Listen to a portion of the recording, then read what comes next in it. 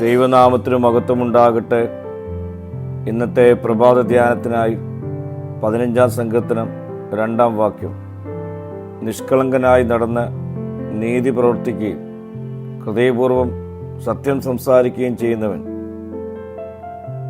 ദൈവത്തിൻ്റെ വഴികൾ തികവുള്ളതാകയാൽ തികവുള്ള വഴികളാണ് ദൈവത്തെ അറിയുന്നവർക്ക് ഉള്ളത്.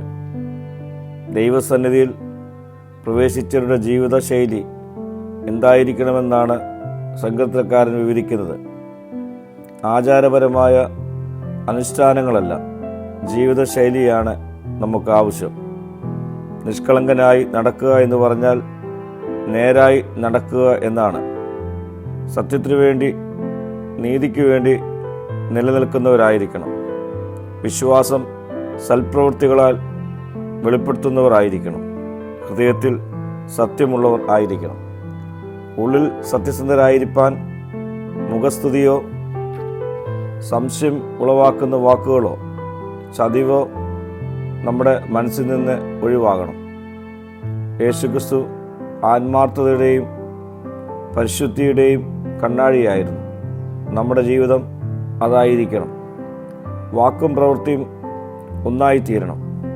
നമ്മുടെ മുഖം മനസ്സിൻ്റെ കണ്ണാടിയായി രൂപപ്പെടണം.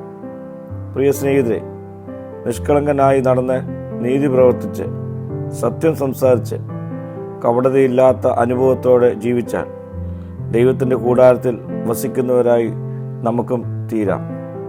പ്രാർത്ഥിക്കാം. കർത്താവേ, ഈ ലോകത്തിൽ എന്നെ കാണുന്നവർ നിന്നെ കാണുവാൻ തക്കവണ്ണം എൻ്റെ ജീവിതത്തെ രൂപാന്തരപ്പെടുത്തണമേ. മഹത്വം നീ എടുക്കണം. യേശുവിൻ്റെ നാമത്തിൽ തന്നെ. ആമീൻ.